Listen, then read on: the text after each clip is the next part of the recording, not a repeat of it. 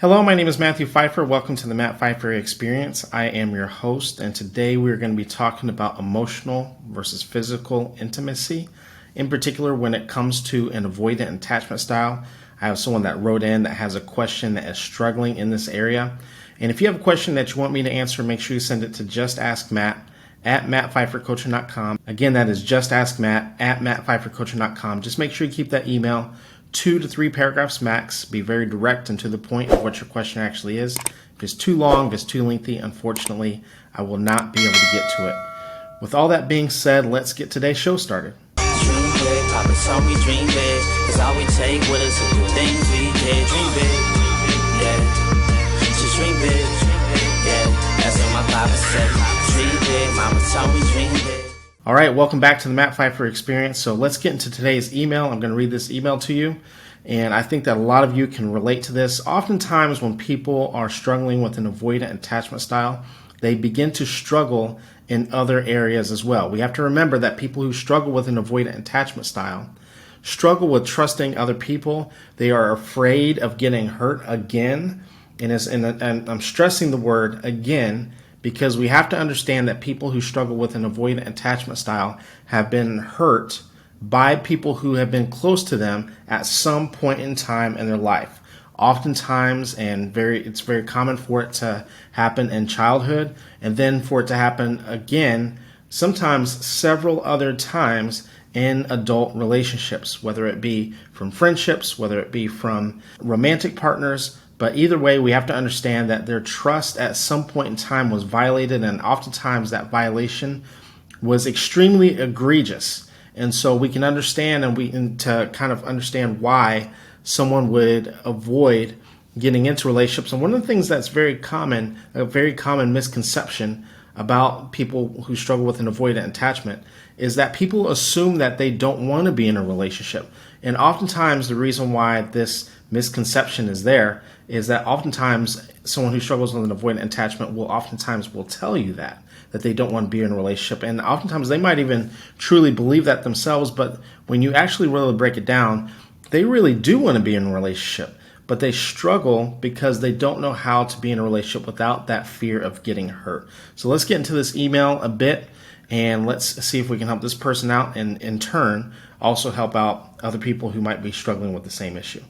So this email reads, "Hi, I'm a 30-year-old female and have a lot of relationship trauma, including from both my parents." So first of all, I'm very sorry to hear that. It's also very common. Oftentimes people don't realize how common it is to have relationship trauma from parents, because that is our world when we're growing up. That's where we learn, and that's when we develop our attachment style. And oftentimes this is ground zero, so to speak, of when our relationship trauma started, whether it be anxious or an avoidant attachment style.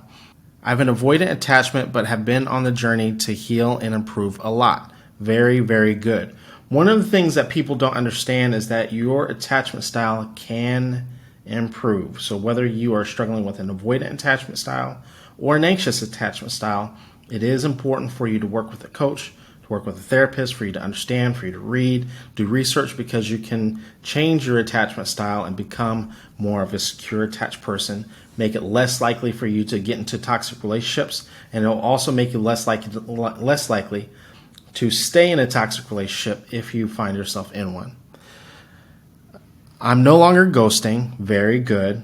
It's very common for people who ghost to struggle with an avoidant attachment style. And if you are struggling with an avoidant attachment style, you find yourself consistently ghosting, check out a video I did not too long ago about how to break up with people appropriately, and we talk about that quite a bit.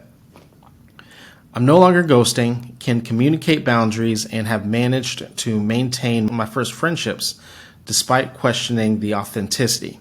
I currently find myself stuck with an internal dilemma. I have a hard time being both emotionally intimate and physically intimate at the same time. How do I close the gap? People get one or the other, but never both.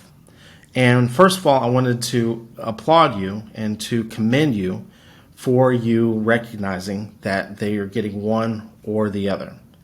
And oftentimes, people will oftentimes think there's something wrong with you. or think internally, you will think there's something wrong in a situation like this. But let's circle back to what we talked about in the beginning with someone who struggles with an avoidant attachment style. They have been hurt in the past, right? I want to stress that again. They have been hurt in the past. Oftentimes, they've been hurt multiple times. As a child, sometimes as a teenager, then again, sometimes multiple times as an adult.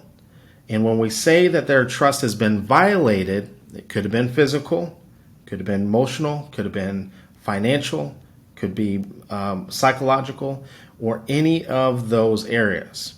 So you can find yourself as an avoidant in different circumstances showing avoidant type of tendencies in multiple different areas, sometimes all at once. But in this situation, guess what? So you've met someone that you are connected to, you feel comfortable with, and you feel like you can trust them emotionally.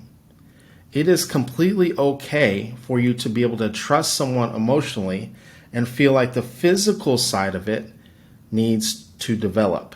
Trust is earned, not just given. So let's talk about the physical side. Again, sometimes you can feel very comfortably physically with somebody, but you haven't quite attached to them emotionally. Now, I'm going to start with the physical first, and then I'm going to get back over to emotional, because they do kind of go hand in hand. So it's very common for someone who struggles with an avoidant attachment style to feel more comfortable with the physical side. Oftentimes, people who struggle with an avoidant attached style will oftentimes look for situations where they're friends with benefits, where they're not attached emotionally, but they can hop into someone's bed and sleep with people. It doesn't make you problematic. It doesn't make you a whore, doesn't make you a player, doesn't make you any of those things.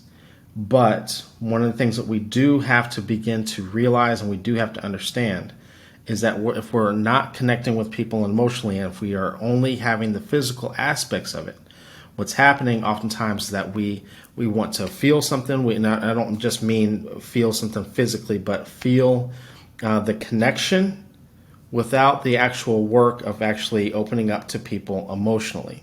And oftentimes the reason why we do this, and this sometimes can come down to self-sabotaging behavior, that we feel like we can be intimate with someone, physically connected with someone, but we know that this is someone that is unhealthy. Sometimes we won't connect to them emotionally because we know that they're toxic. We know that they're not emotionally available. Oftentimes we think that they might be, and we understand that it will require for us to open up more emotionally. So we do have to be careful of situations where we are connecting to someone physically, but not emotionally. Now let's circle back to emotional, but not physical. So oftentimes if we are connecting to someone who is emotional, that we are emotionally connected to, but not physical, take your time. It's completely okay to slow down and to take your time. If this is someone that you can trust emotionally, then it goes without reason to say that we can actually open up to them a little bit more and say to them, it takes me a little bit more time to open up to meet people more physically, intimately. Now, with that being said, it is important for people who struggle with an avoidant attachment style to be very intentional about opening up. It doesn't mean that you have to just completely open up everything and just be completely vulnerable, but go slowly, right? Be very intentional, but go slow, little bits and pieces at a time. And you, of everyone on this world, because oftentimes people ask me, well, how much do I share? How often? And how? You know best, because these boundaries belong to you.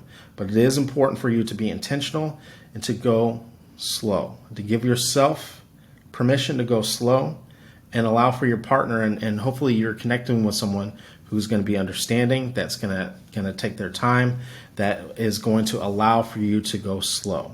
But I want to stress this, I know I said it already, but for you to be intentional, because it's important for that other partner to see that not only are you trying, not only are you there, not only are you present, not only are you working on it, but that the relationship actually has an end goal in mind, that the relationship actually is going somewhere, that you are going to be intentional, that you are working on it.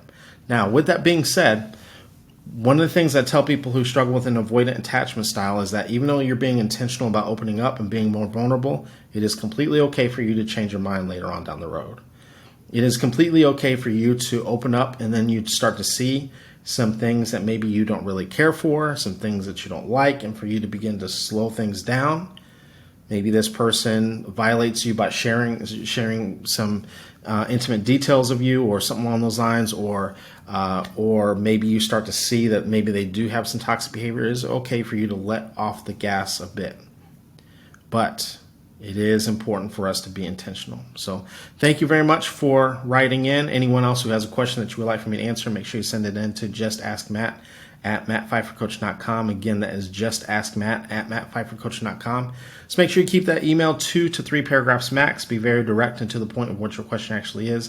If it's too long, if it's too lengthy, unfortunately, I will not be able to get to it. With all that being said, thank you very much. I will see you in the next video. Dream big, Papa told me dream big, 'cause all we take with us is the things we did. Dream big, yeah.